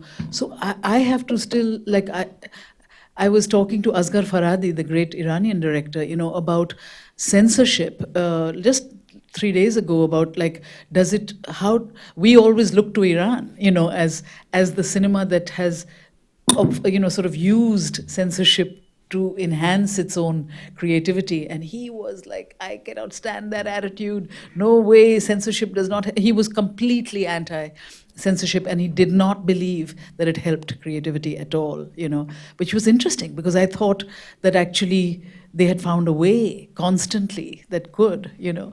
So now it is really a reflection on what we will choose to do. And I think, keeping me out of it, I think cinema is going to change in a massive way, in the same way that the streamers changed so hugely for me. I didn't love it all. It was a lot of dreck as well. But when I saw Patal Lok, for instance, which was so brilliantly done and so unflinchingly everything, violent and tender and crazy, I mean, that's extraordinary, you know. But I don't think that ever, I mean, right now, inshallah, that we can have that type of unflinching look at anything again because of the directives, and I've read them. They are just they are beyond belief, you know, in terms of the restrictions.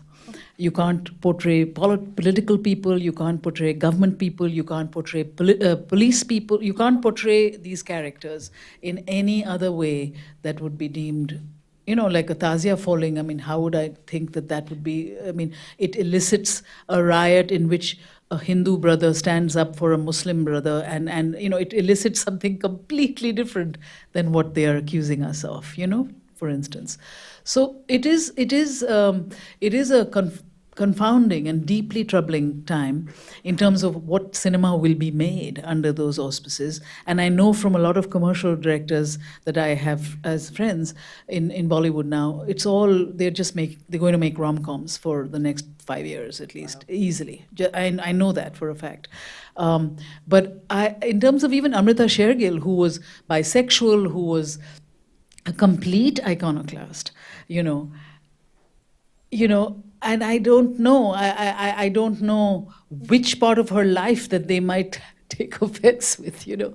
So I have to really, it's a very troubling time, and there are no easy answers, but it's something that is going to, I think, change the face, alas, of our cinema, which is, I think, can be deeply vigorous and deeply a mirror to something quite innocuous in the face of, you know, these directives. So it's to be continued. Thank you. I have two questions. Ashu, Vazira, And then, no, we have time. But no, we have Ashu, Vazira, and then we'll take those two questions. Pani Mahajan. And then I think that, yeah. And then there'll be plenty of time afterwards, okay? But you could make your questions, we'll be fine. We're good for time. We're good for time. The undying admiration that I have for your work, I've seen only 5 films. I've not seen all of them, but the undying admiration that those films created also generated few points of curiosity. I'll just restrict myself to 2 in the interest of maximizing participation. One, the place that a place has in your artistic imagination. Let me give you an example. So Milan Kundera wrote a famous essay in Granta called Prague, a Disappearing Poem, and explained how Prague is not only the birthplace, but also the sustainer of his artistic imagination. And he was afraid he might have to leave Prague, and he did go away to Paris, ironically, as after or just before Václav Havel took over his friend and communism ended. It was a very ironic decision, it's never been explained. But Paris, where he's lived since then, has not given him a home. He hasn't felt that anything can replace Prague. Salman Rushdie was here the other day and spoke of Bombay the same way. And he was confused between whether India is the birthplace and sustainer of his literary imagination, or it's Bombay. But it's something, the place played a very big place in his, right? Is there a place in your life which is the Prague of Kundera and Bombay of Rushdie? Is there a place in your life which generates the same impulse, which is the birthplace and or sustainer of you? So that's question number 1. Question number 2, we started talking about the other day in my office. Prerna has already mentioned the way you use music. And in my childhood, I was trained. So I have the way I see how the tal is used or how the swara is used is just, it's not out of training for 10 years or 15 years, but 3-4 years of training, which generates when your ears get trained in a certain way. The use of Kangana in The Reluctant Fundamentalist, that Kavali, as this casting is taking place, then when it begins, they are singing in a mehfil. Shabana Azmi is there, and Ompuri is there, and your main protagonist is there, who's I think the son, or a nephew, yes. Or son, yeah. Son, yeah. And the 2 kavals are singing, and a kidnapping is taking place, right?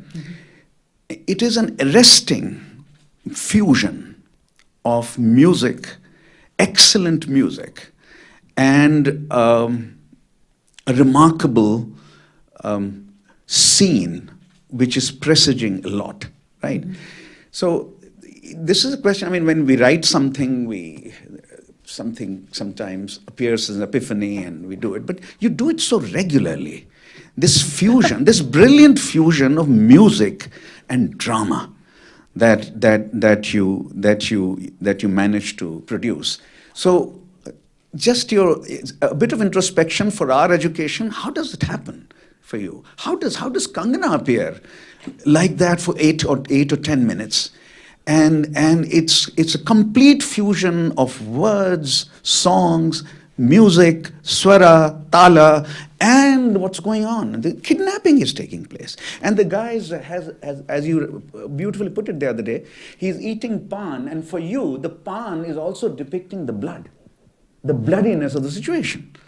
Right. So I just leave it there. I don't know. I can't formulate it with any greater clarity, but just how you get music and drama so brilliantly fused together. Thank you. Oh, thank you, Ashutosh. Thank you. I mean, often, The Reluctant Fundamentalist is like the hardest movie I made.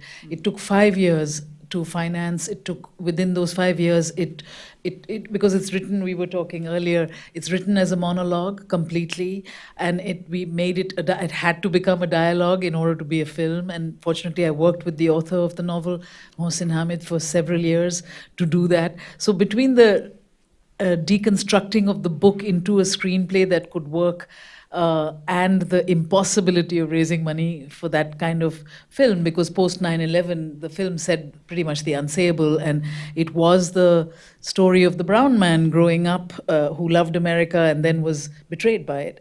So it was a very long, but when it's that type of, I am known as a long distance runner. I'm not a runner at all, but like I believe in the marathon, I never give up. But then there's some pieces of music that just keep me going. Absolutely. And I have pieces of music almost sometimes for any film. I can tell you what kept me going. Right now it's Aruj Aftab's beautiful song, Mohabbat, which keeps me going through the pandemic.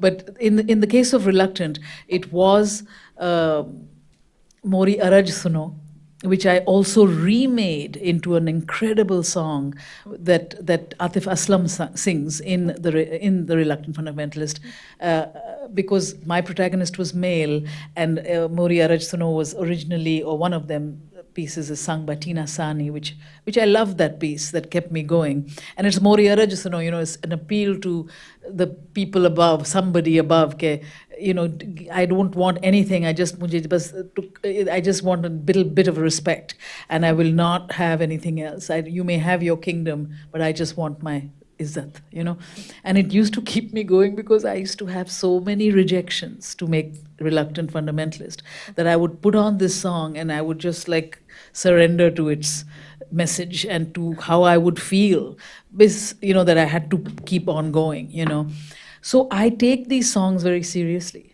And Kangana was something that I tell you, it kept me going for years, that song. And especially Farid Ayaz, especially the brothers singing it, the two brothers who, then I talk to them. And this is what these kinds of places that I went to school in gives me the confidence, or foolishly or whatever, to pursue right to the source of them, right to the singers. And I would say, Hanji, India se hain, you're from Pakistan, I'm from India, maybe you'll say no, whatever. But at least, even if you say no, I'll hear it. But I never let it stop me. So the great Abda Parveen was coming to do the soundtrack for Kama Sutra, and at the last moment, her visa was permanently denied, and she could not come. And so it became Shubha Mudgal, because Abda ji was not allowed. So for me, the making of films are about fertility, about really working only with that I love, and those I love. So these two pieces of music in the Reluctant were just propelling. They without them, the movie would not exist, because I needed them like oxygen, And in terms of knowing music, I also very, very amateurly, but I was telling Srini the other day that I studied the sitar when I was from the age of 10 to 13. And then my sitar teacher said to me, you have to decide. You can't be a sitar player or a theater actor. You can't do two things. So biggest aha moment I had when I was a kid is that, our traditions are so ancient and deep that you can't just do a bunch of things. You have to choose what you focus on. So I quit the sitar, but it teaches you so much to even know for 3 years. And recently, but generally I listen to at least 2 hours of Indian classical music a day. I can't sort of exist without it. Wow. Yeah, and in the pandemic, the way that I sort of, it was also a different kind of time. So I, for the first time, took the time to study and to learn again Indian classical singing. This was with Ali Sethi, is my teacher, a great musician, and because of the Zoom riyaz, we call it Zoom riyaz, we have very studied, 3-hour sessions a week, where I, because I want to now, I love our music, but I cannot identify it easily, like this is Rag Khamaj or that is Yaman. I can understand some rags, I can identify, but I want to know more. So in the process of knowing, I'm also singing. And it makes a difference, I suppose, it makes you have a real knowledge, or at least an attempt of a knowledge, the beginning of a knowledge of rhythm, of a much deeper understanding of melody, And in the making of a musical on stage as well, it is the whole film of Monsoon Wedding is made in a series of 21 songs on stage. The songs are composed by Vishal Bhardwaj, but how to use music to propel drama in a different live action fashion in theater is deeply about music. It's not about just, it's really about how to use music to propel drama. So I think a lot of what I do is about is doing that, and it's a constant journey. And my God, the musicians we have in the Southern, in the South Asian context, and here, there's so many I work with. It's a great source of the most exquisite joy, but always as a learner, and not as someone who knows anything or everything. But Kangana was a propulsive song, and also it came out of the fact that in those years, you remember, after the Gulf War and after all that, when Islamists were still the bad guys, but they were always shown as Allahu Akbar became like the bad guy motto, Allahu Akbar. Jahan bhi, whenever terrorists were to come, first the prayer would happen. So I was kind of like anti that way of compartmentalizing us, and I chose this other way, which is the incredible robustness of our kavali and of our tradition and of our singing together, but precisely to show the violence that lurks underneath. In this case, in the case of Kangana, in the case of the beginning of the Reluctant Fundamentalist, and it's just visual, the pan. I had to keep, pan is that red burgundy color, so close to blood, and I had to keep feeding Farid bhai, this pan. And he says, "Sookh jayega gala, Mira ji, sookh jayega." And I would, and then I would take the camera and go right into his mouth, And so it is dramatic, and I'm glad you got it, and it was the opening of the Venice Film Festival, opening night, Reluctant, and Michael Mann, whom I love his style of filmmaking more than his content sometimes, but I love his filmmaking. And he was the president of the jury, and he was like, he told me the same thing, that it was like the 8 minutes was the most transcendent cinema, and I kept thinking, like filmmakers do, like, what about the rest of it? Did it fall apart after that? Anyway, but thank you for that. And the study of Indian classical music is a long and loving endeavor for me. Wazira. The first part of Ashish's question. Please. Oh, place. Oh, right. The place.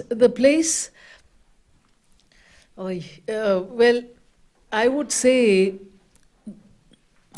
even though I really actively live in 3 places, I would say that the place that I feel deeply at home is Delhi. Is where I spent a lot of my youth, and my family lives, and I've lived there more than a lot of years and other places. So that's the place that and I've always had my own home there, and that's the place that I need in a needed way, but I have to say that when you plant roots in another earth, then the garden becomes also a very deeply sustaining place. And the only place I have a garden, and I mean a vast one because it includes the school and my own, is in Kampala, where I have planted forever. And anywhere I walk in Kampala, around where I live, I have planted trees that are a witness to the years that have gone by, you know. And that is a very powerful emotion that I experience always. So even, it doesn't matter to me that I only am there, say, for 3 months sometimes, and for 10 months sometimes. And it's not so regular, but it's the trees that speak to me so deeply and teach me so much. And so it's a little, I wouldn't call it a toss-up, because Delhi is much more an embracing sense of old home, you know, like, because it's a place where I can go to the pawn shop and meet my best friend when I was 10 years old, you know, and that's very hard to do in any other place, and it really makes me feel so much a connection with the tapestry of the life I have come through that city. Yeah, but it's not so simple, as you know. It's now that we become so many places in us, but these are the two places that I would. And New York is the place that allows me to work, you know, to be an artist of all, and you know, it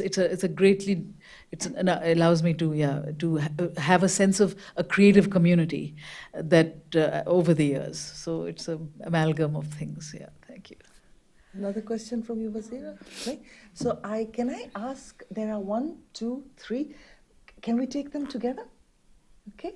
Let's start with you at the back, my friend, and then in front. And thank you. Thank you. I just wanted to say I'm a big fan, and your work has inspired a lot in me. And you actually answered a lot of my questions, but I still wanted to ask you about The Reluctant Fundamentalist, because it's really different from the rest of your work, and it's so effortless in conveying something that's so sensitive, the entire plot of it. And I wanted to know what inspired you, and were there any instances that you may have felt that it was a risky project? And if you did, what helped you overcome those feelings?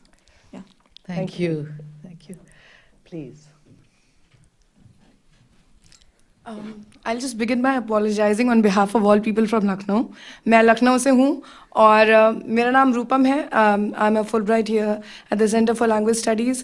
I have 2 questions. I'll make them very terse. Sure. First is, you've spoken at great length about the kind of struggle you go through when you're making a movie. What for you is the purpose of art? And from the maker of Salaam Bombay, and in a world where Slumdog Millionaire exists, what do you think of present-day Hindi Indian cinema? Yeah. Wow. Wow. Short, quick question. Short, quick. Especially the one about the meaning of art.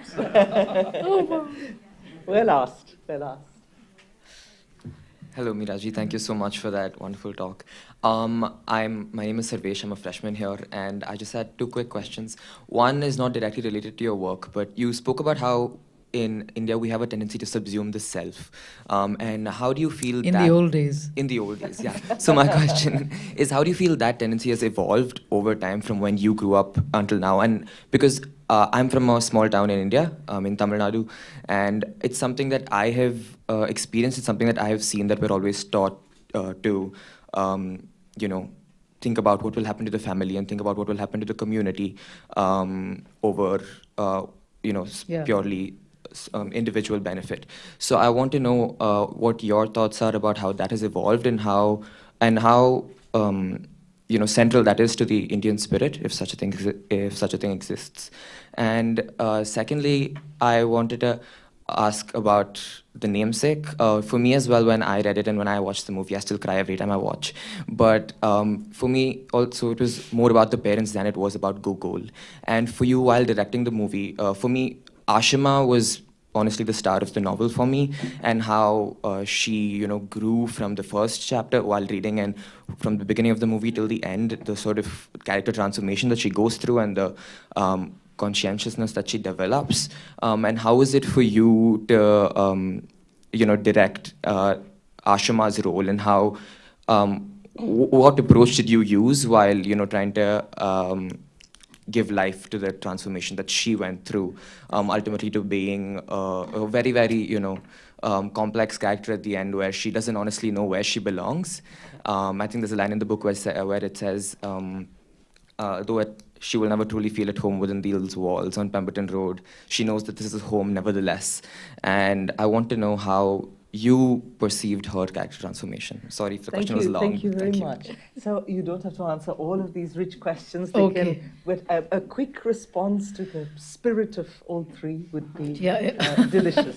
Especially one-line response to the meaning of art. The purpose of art. Well, for the purpose of art, it's a very Lucknowi question, the purpose of art. I love it. I love it. I mean, for me, to be very idealistic in the beginning, the whole thing was about, can art change the world? Can art change anything? And I meant it as art, which is not like didactic or agitprop message pointing stuff that a lot of people do. And I believe in some of it, but it's not for me art. Art is much more about being complicated and using well, in several ways, using beauty and how life shows you that beauty to reveal something that what Ashish was saying about the underbelly, was how to use something that might appear one way to actually reflect upon another way. So to show the dimensionality of things. But art is also about the medium you choose to make art with, and that's why I think when I see films that are didactic, I think this is not for a film. That's like a radio play. You're telling me what it is, right? It's not for me artistic at all, whereas how to use our medium is critical to what I would consider is art, the inspiration for Reluctant Fundamentalist, somebody asked me, right? For me, the inspiration was going to Pakistan for the first time in 2007, I think it was. I was invited to go by Ali Sethi, who was a young student at the time, and he'd heard me speak somewhere, and he called me and my husband, who's also a political scientist, Mahmood Mamdani, to come and speak in Pakistan. And my father came from Lahore before partition. And as you know, for Indians, it's not so simple to get to Pakistan. My mother is from Amritsar, and she would tell me stories growing up of, we would just, they say, Aajkal to we want to eat pastries in Lahore, so we would drive across 30 miles and have a lovely movie and then come home.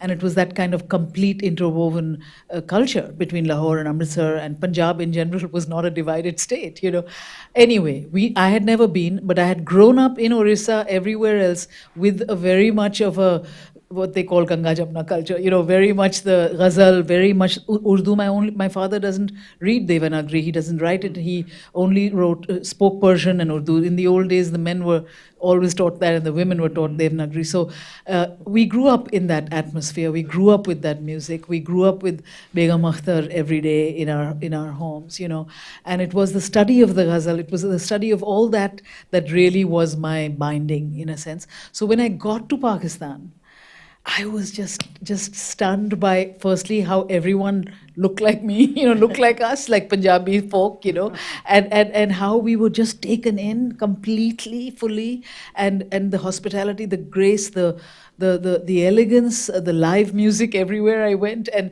just the refinement of it. You all must go to see, of course, Shazia Sikandar's work that's just opening again here at RISD Museum, Extraordinary Realities. It's an absolutely extraordinary chronicle of her becoming an artist from the National School of Art, Lahore, to now. And it's extraordinary. And I had known all that, but I had never been there. And so I was blown away. And the inspiration was, I must make a modern film about contemporary Pakistan, because we'd never seen that. I had never seen that. And then like 6 months later, they gave me the manuscript version before Reluctant was published. I got the manuscript from a friend, and that's when I reached out to Mohsin. And it was just an amazing book, because I was tired. I was telling Leela today that I was tired of like the Jack Kerouacs and the On the Road and the white memoirs that I've constantly read, but I had never read one or about a world, about a brown young man who loved America and then who came here just like we all have in some ways, was co-opted completely, rose to the top of what he considered America, Wall Street, and then was betrayed. He would never be considered an American again because of 9/11. And that story has never been told, like how we do that, and the journey we traverse. So it was the going to Pakistan that gave me the desire to do that. And then the novel gave me the foundation to do that. The subsuming of self, I see so much of how India has changed in that respect. It is remarkable. It's remarkable in terms of the flamboyance of it, the emphasis on success. Basically, it's become so global. So the globalizing of our notion of success and achievement and acquisition and material goods, and the fact that there is nothing now that is different between this and that, here and there, in terms of even what we aspire for, So it's a very shocking change for me, that it's no longer how we grew up, which is, we never even said the word I. I really don't recall doing that. And so it was very much an active example of how we had to think. And that was still 60s, and 70s. But now we've come a very different way. And I think it's no longer, I can't even see sometimes vestiges of that subsuming of self. I think it is much more the avaricious that I see.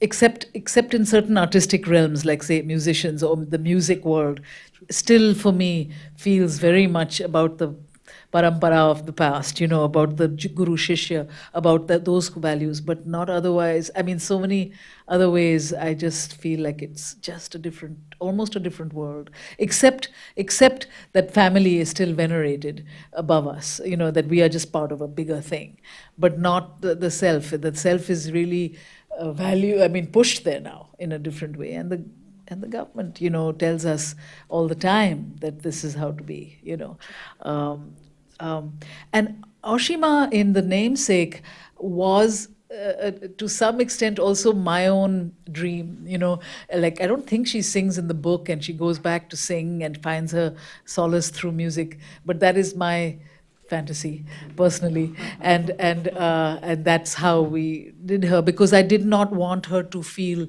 defeated in any way. Her life had to be lived, and she had to embrace that, in Ashok's passing.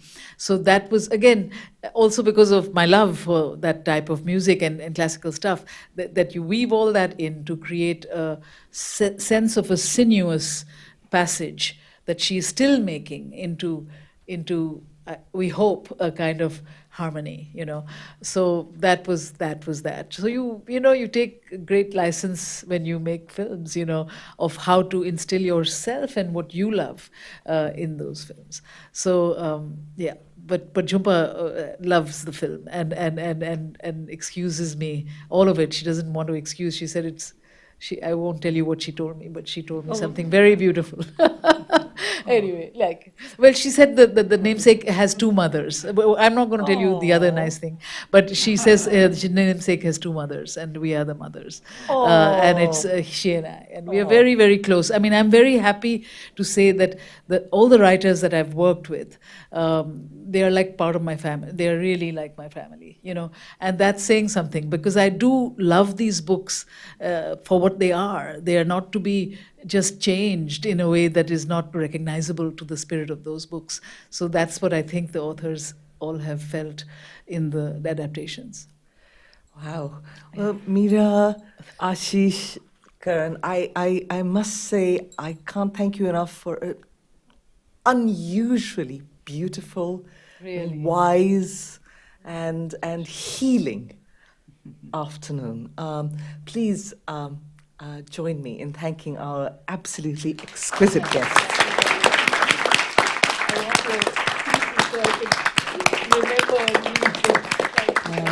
There's a reception outside, so please linger to speak to our guests. Thank you so much. Oh, These fellows, they no, that was just really, that was just